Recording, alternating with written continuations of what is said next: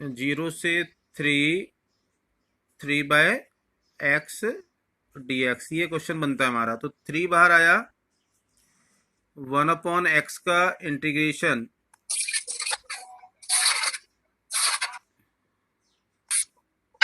ln x हो गया। हाँ ln x हो गया।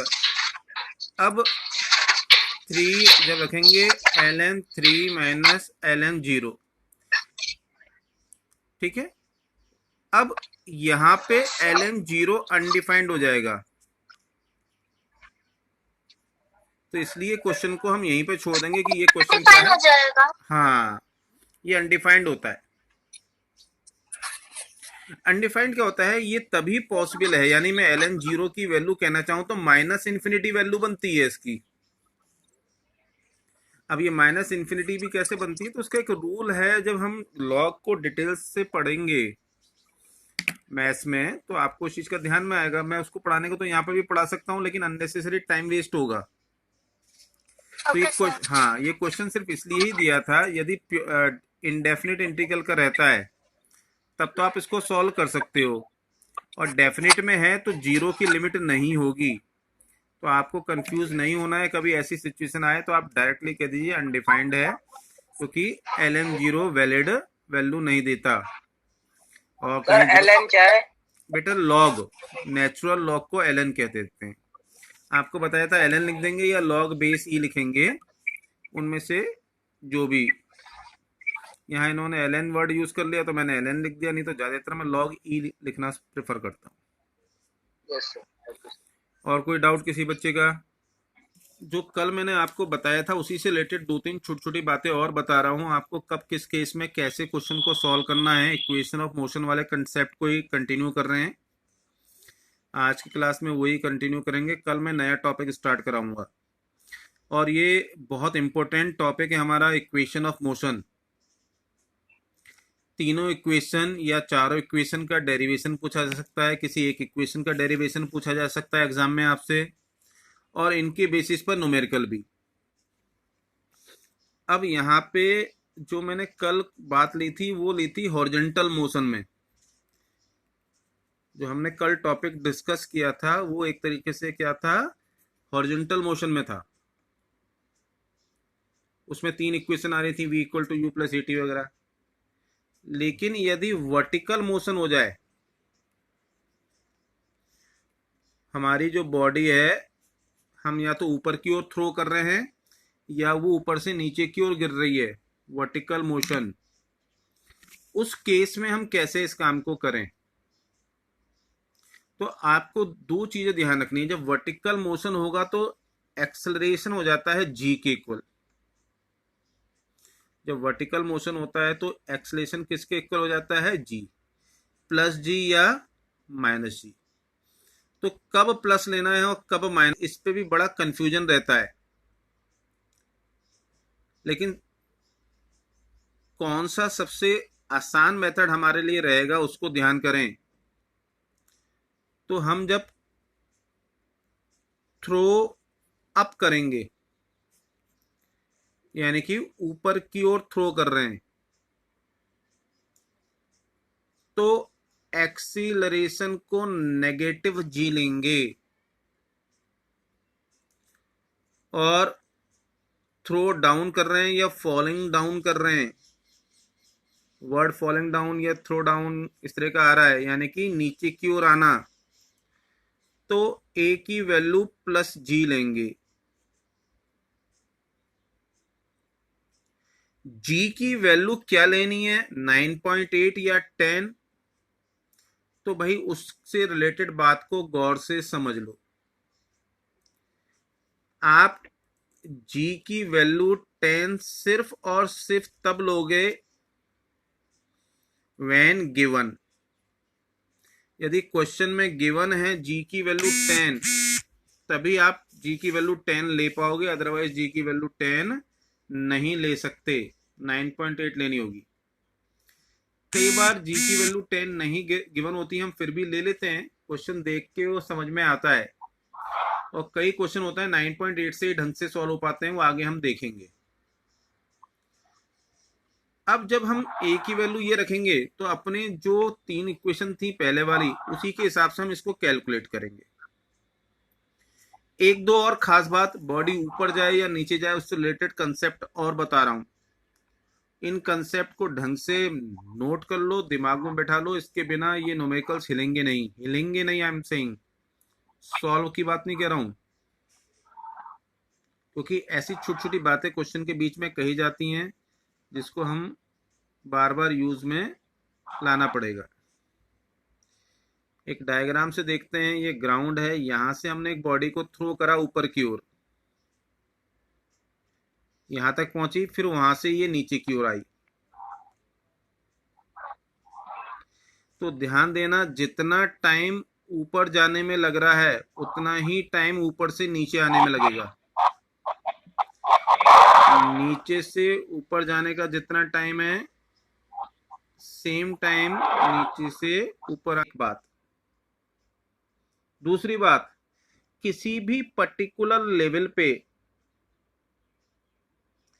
टाइम ऑफ एसेंट यानी ऊपर जाने का टाइम और ऊपर से नीचे आने का टाइम सेम रहेगा। इसके लिए क्या कह रहा हूं, 2 वर्ड में कह रहा हूं, time of ascent equal to time of descent. Ascent मतलब ऊपर जाना और डिसेंट मतलब नीचे आना। तो जितना टाइम ऊपर जाने में लगेगा उतना ही टाइम नीचे आने में लगेगा, किसी भी लेवल पे, एट एनी लेवल या हर लेवल पे। जैसे पहले मैंने बताया, जितना टाइम यहाँ ऊपर तक नीचे से ऊपर जाने में लगेगा उतना टाइम ऊपर से नीचे आने में, ऐसे ही जितना टाइम में इस जगह तक पहुंचेगा, एक हॉरिजॉन्टल लेवल हो गया ये, यहां से ऊपर जाने में भी उतना लगेगा, ऊपर से यहां तक आने में भी, ऐसे ही यहां से यहां तक जाने में भी, यहां से यहां तक आने में भी। हर सिचुएशन पे उससे ऊपर का लेवल लें या नीचे का लेवल लें, टाइम लगेगा same.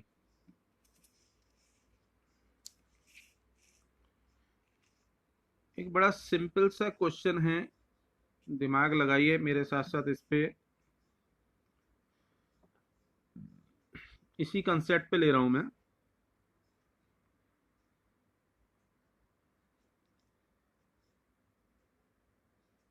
A ball is dropped from the top of a building 100-meter high. Ball is dropped from the top of a building 100-meter high at the same time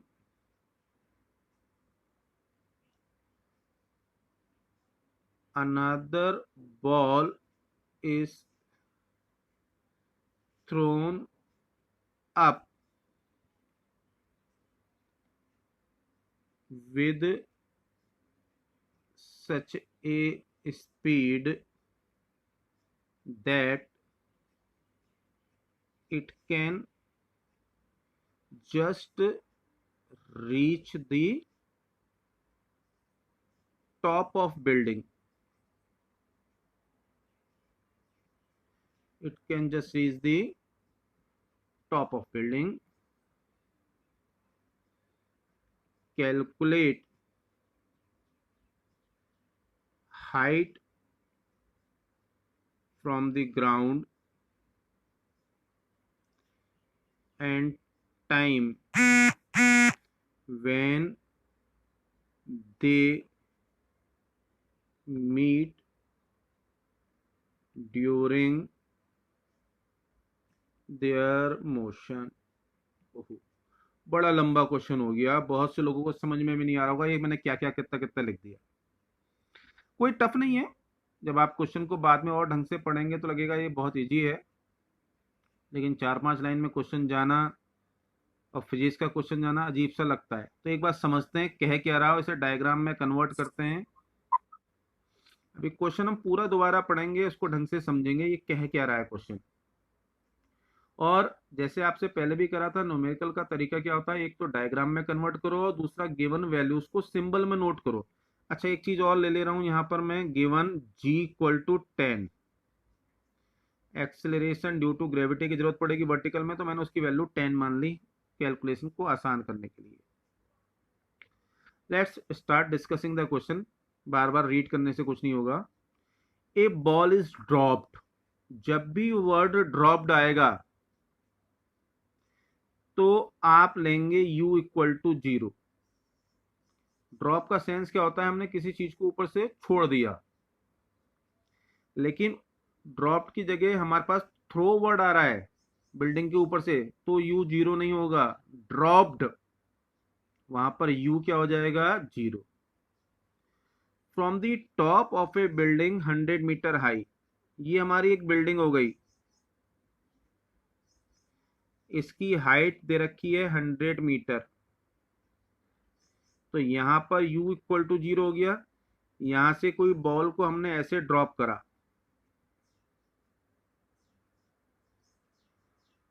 आगे क्या कह रहा है, at the same time another ball is throne up with A speed such that it can just reach the top. अब यहां से एक ball को ऊपर फेंका गया, अब दो बॉल आ रही हैं, तो मैं इनको u1 u2 मार्क कर लूं। मैं ना ऊपर वाले को u1 मार्क कर लिया, इसकी स्पीड को u2 मार्क कर लिया। अब u2 के बारे में मुझे कुछ अलग सी बात कह रहा है। ये क्या कह रहा है कि u2 की वैल्यू इतनी होगी कि ये जस्ट रीच द टॉप, यानी कि वैल्यू दे नहीं रखी, वैल्यू का इशारा दे रखा है। तो कैसे इस बात को हम समझें, given that ball thrown can just reach the top of building, ये दे रखा है।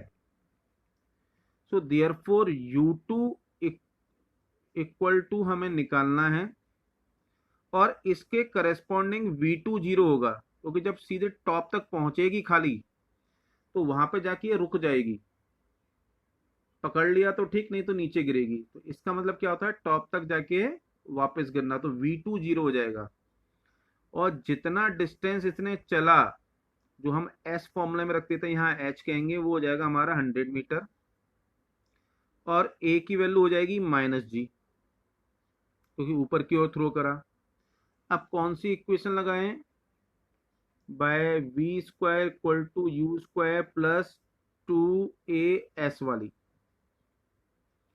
तो इस इक्वेशन को यहाँ पे हमारा क्या फॉर्म बन जाएगी, चेंज करेंगे तो v square equal to u square minus 2gh। अब वैल्यू रख दें, v2 square u2 square, v2 की वैल्यू 0, u2 की वैल्यू हमें निकालनी है -2 10 100। तो इससे हमारा u2 स्क्वायर हो जाएगा 20 इंटू 100, या u2 इक्वल टू हो जाएगा 10√20 मीटर पर सेकेंड। जरा समझिए मैंने u2 कैसे निकाला इस बात को।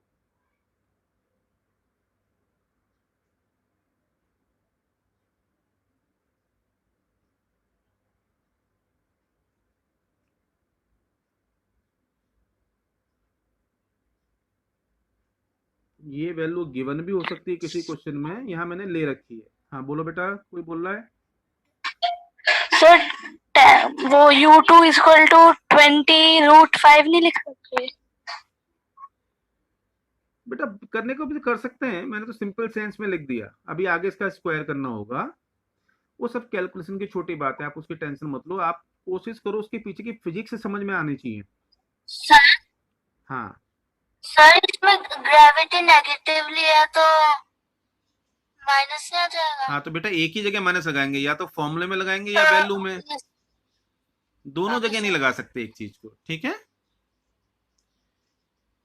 चलो आगे बढ़ते हैं, टाइम बहुत ज्यादा लग गया है। अब इसने क्वेश्चन में इसके आगे क्या बात कही है, calculate height from the ground, ये तो हमसे पूछा ही नहीं है। एंड टाइम कौन सा, when they meet during their motion. अब देखो बात को समझो, जब ये बॉल ऊपर से नीचे आ रही है और दूसरी नीचे से ऊपर जा रही है, तो कहीं ना कहीं बीच में ऐसी सिचुएशन आएगी जहां पर दोनों इकट्ठे हो जाएंगे और फिर वो अपने अपने रास्ते पे चले जाएंगे, यानी लेवल दोनों का सेम हो जाएगा। आप हमसे कह रहा है एक तो ये वाला लेवल जिसकी ग्राउंड से हाइट एक्स है ये निकालो, ग्राउंड से हाइट एक्स निकालो, और दूसरा जब ये यहां पहुंचे तो कितना टाइम लगा। ऑब्वियसली दोनों को टाइम तो सेम ही लगेगा, क्योंकि एक साथ ही ऊपर और नीचे से चलना शुरू करा है। तो ये x और t हमें निकालना है, ये हमारा आंसर है। जो अब तक हमने सॉल्व करा ये आंसर है ही नहीं। तो ये काम कैसे करें, कोई बहुत टफ चीज है ऐसा नहीं है, आपको थोड़ा सा दिमाग लगाना है कि जो वैल्यू मुझे पता है उनके अकॉर्डेंस में मेरी जो तीन इक्वेशन ऑफ मोशन है, v equal to u plus a t, s equal to u t plus half a t square, v square equal to u square plus 2s, इन तीनों में से कौन सी इक्वेशन का यूज करूं। यदि आपने इस पे गौर कर लिया तो ये क्वेश्चन आपके लिए बड़ा आसान है। तो एक और छोटी बात सेकंड वाली यूज होगी है बेटा, सेकंड वाली यूज होगी। हाँ ये x है तो यहाँ का डिस्टेंस कितना हो जाएगा 100 माइनस एक्स, ये वाला। तो by s equal to u t plus half a t square, ऊपर वाली बॉल के लिए s की वैल्यू कितनी हो जाएगी 100 माइनस एक्स, u कितना है 0, t रहा t प्लस हाफ, a की वैल्यू 10 और t स्क्वायर, यानी ये इक्वेशन बन गई 100 minus x equal to 5t square. ये कौन सी थी वैल्यू, जो ऊपर से नीचे आ रही थी, और जो नीचे से ऊपर जा रही है उसके लिए डिस्टेंस ट्रेवल्ड कितना है x। मैं ज्यादा लिखना ना पड़े इसलिए बहुत लंबा चौड़ा नहीं कर रहा हूं, समझना गौर से। ut, u इसके लिए कितना है, ये 10√20 लिख दो, या और अंदर से 4 बाहर निकाल के 20√5 कह दें, हमारी इच्छा जैसे भी लिखना है। 20√5 टाइम इसके लिए भी सेम रहेगा, यहां हो जाएगा माइनस का, क्योंकि नीचे से ऊपर जा रही है तो एक्सेलरेशन नेगेटिव हो जाएगा 10t स्क्वायर। तो यहां से हमारी इक्वेशन बन जाएगी x equal to 20√5t minus 5t square.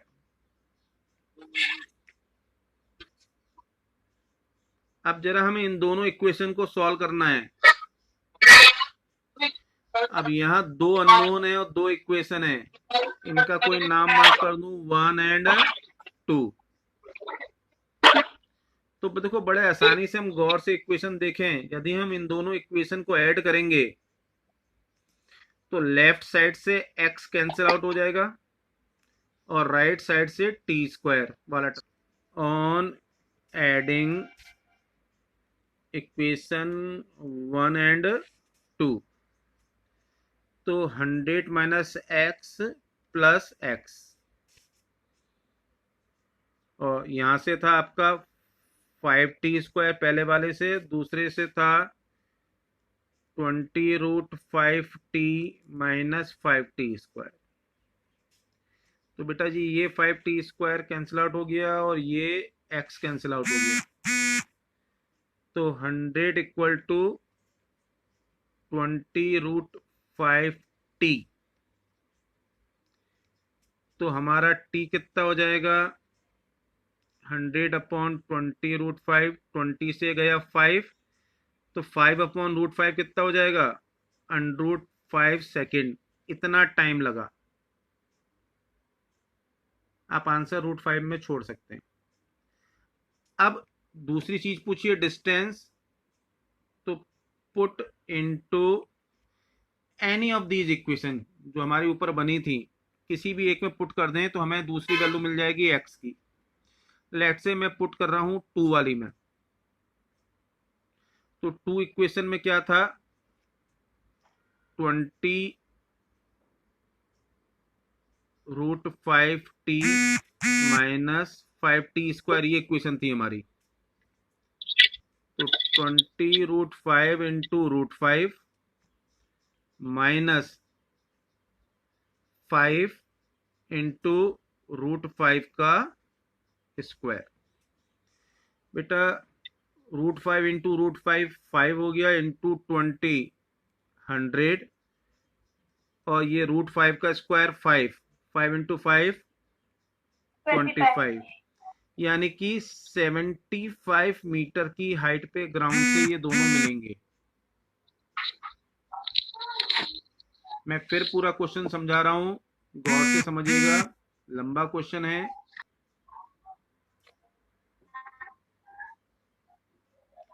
A ball is drop from the top of a building 100 metre high.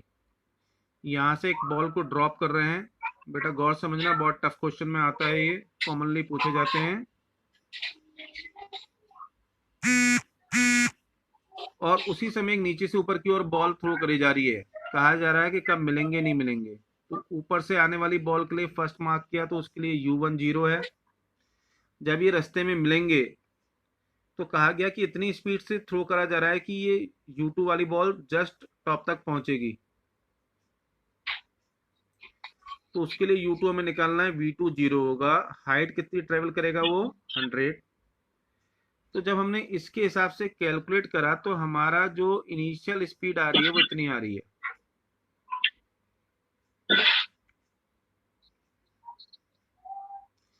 अब हमें गिवन कंडीशन के हिसाब से चलना है कि रास्ते में जब मिलेंगे तो ग्राउंड से हाइट x पूछी है। यहाँ की हाइट नीचे से ऊपर x है, तो ऊपर से नीचे की जगह बचेगी 100 माइनस x, और टाइम है t। तो आपने s equal to ut plus half a t square के हिसाब से दो इक्वेशन में ये वैल्यूज लगानी है और उसको सॉल्व करना है। ये हमने आपस में एक दूसरे में पुट करके सॉल्व कर दिया। That is our answer.